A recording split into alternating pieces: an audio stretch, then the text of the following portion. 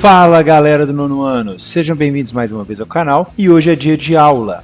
Vamos tratar então sobre calor. Calor a gente pode definir de três formas, como qualidade, estado ou condição do que é quente ou está aquecido. É uma temperatura relativamente alta. A segunda definição é a sensação produzida exteriormente por contato do corpo, pele ou com fogo ou com matéria aquecidos. E por último, a forma de energia que se transfere de um sistema para outro, graças à diferença de temperatura entre eles. Então aí temos três definições que falam o que é calor. Mas a gente fica naquela dúvida. Calor é a mesma coisa que temperatura? O que seria realmente o calor? Calor, quando a gente fala cientificamente, é a quantidade de energia transferida de um corpo para o outro. É uma grandeza escalar, que, como a gente já viu em outras aulas, é uma grandeza que a gente não precisa nem de direção nem de sentido, basta dar uma unidade de medida e um valor para ela. A unidade de medida dela no sistema internacional é em joules, representado pela letra J. E no dia a dia nós também podemos encontrar a quantidade de calor sendo referida a ela como calorias, que o símbolo dela é CAL. Cal. Aí embaixo na tela de vocês tem uma dica interessante que para a gente fazer a conversão de um para o outro é 1 joule é igual a 0,24 calorias, ou a gente pode falar que uma caloria é igual a 4,18 joule.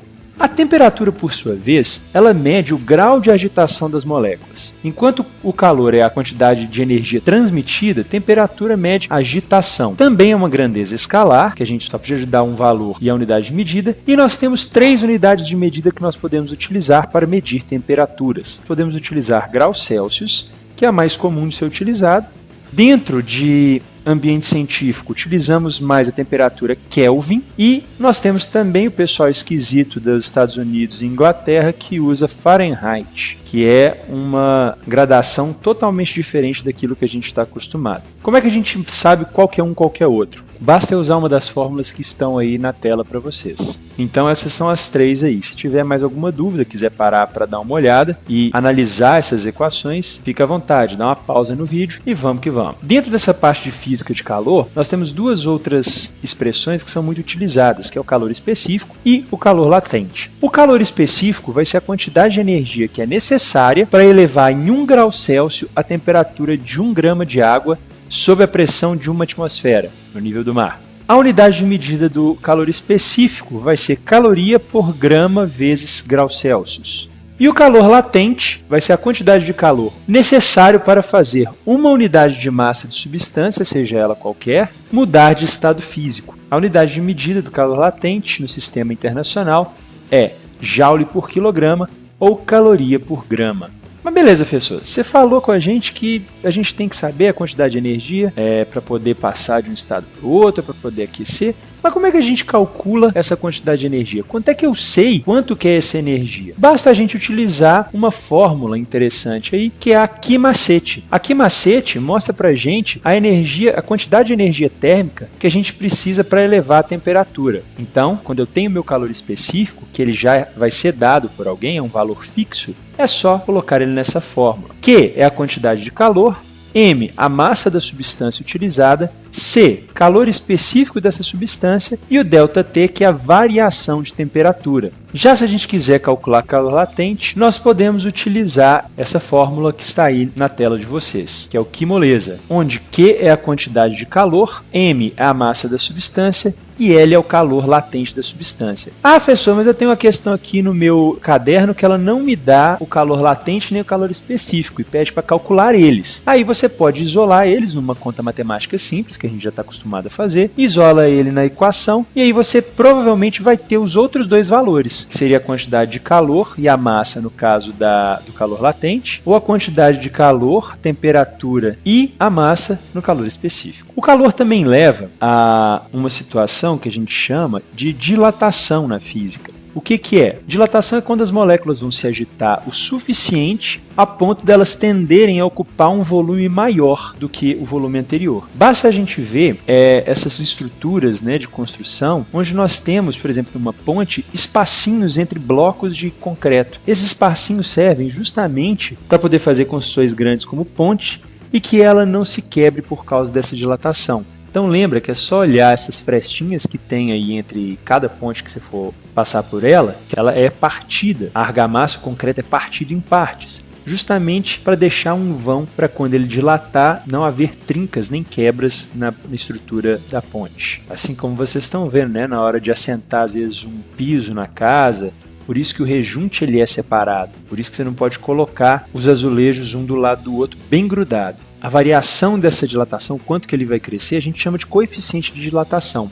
A água é a única que é totalmente esquisita nesse processo. O que a gente viu ali, acabei de falar, que quanto mais as moléculas se agitam, mais elas tendem a ocupar um volume maior. E quando elas esfriam, ocupar um volume menor, é óbvio. Mas a água, assim como a gente já viu no congelador, ela tende, quando ela congela, a expandir, a crescer. Por isso que o gelo flutua na água.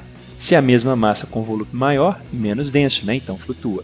E nós temos também um fato que a gente chama de transmissão do calor. A transmissão do calor ocorre através da passagem de energia pelos materiais, e nós temos dois tipos de materiais, que são os materiais condutores, que eles vão conseguir transmitir essa energia de forma bem mais fácil. Um caso de material condutor de calor é o metal, já que eles têm elétrons livres, fica mais fácil deles agitarem e passar essa energia para frente. E nós temos também os materiais isolantes, assim como a borracha, que vão dificultar e evitar a passagem dessa energia. Então são materiais que não vão possuir uma facilidade de transmitir esse calor. E o calor ele pode ser transmitido de três formas diferentes. A primeira delas é a irradiação, onde nós vamos ter as moléculas, vai precisar de ter contato, e as moléculas vão agitando, e aí ela esbarra do lado e vai agitando também, vai esbarrando até que essa energia seja passada de átomo a átomo, levando essa energia junto consigo.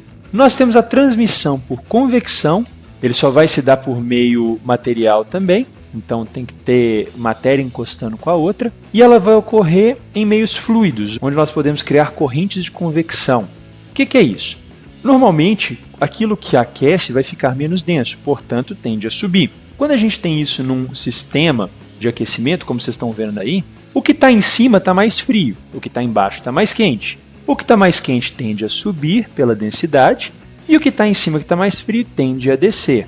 Uma vez que o que está quente chega em cima, ele esfria e desce. E o que estava frio, que desceu, esquenta e sobe, fazendo assim esse ciclo que a gente chama de ciclo de convecção, de corrente de convecção. Por isso que quando a gente aquece a água, a gente vai fazer ebulição, ela fica remexendo. Assim também é que acontecem os ventos, vendavais, furacões, justamente por essa corrente de convecção através da passagem do calor. E por último, irradiação. A irradiação ela não precisa de meio material para ocorrer. Ela vai ocorrer de acordo com a emissão dessa radiação de calor, como ocorre no Sol. A fusão nuclear e a fissão nuclear que ocorrem lá, elas vão emitir energia, essa energia vai passar pelo espaço que não tem matéria e ela vai até chegar na superfície da Terra ou dos outros planetas. A gente não precisa estar em contato com o Sol para que isso aconteça. E através disso, vamos só lembrar, não custa lembrar, né? É o que acontece no efeito estufa. Essa irradiação do Sol vai passar pela atmosfera, vai ser refletida pelo nosso planeta, uma parte é absorvida pelo Sol e outra é refletida. Essa irradiação vai rebater nos gases do efeito estufa, que são o gás carbônico e o metano, né, o CO2 e o CH4, respectivamente, mantendo-se na camada mais interna, que é a troposfera. Então é isso aí, galera. Essa aula foi mais rapidinha mesmo, é só para dar uma geral ali no que é calor, para vocês entenderem um pouco mais. Qualquer dúvida, deixa aí nos comentários, que assim que puder eu respondo para vocês. Se gostou da aula, dá um like, se achou legal, compartilha com a galera. Não deixa de divulgar nos grupos de WhatsApp, Facebook, Twitter ou boca a boca mesmo na sua sala, para que mais pessoas possam ter acesso a esse conteúdo. Lembra que esse canal é feito para vocês e para facilitar o entendimento. Aqueles que ainda não são inscritos, clica lá no botãozinho de inscrever, não esquece de marcar aquela sinetinha para receber as atualizações o mais rápido possível. Um abraço para todos vocês e até a próxima!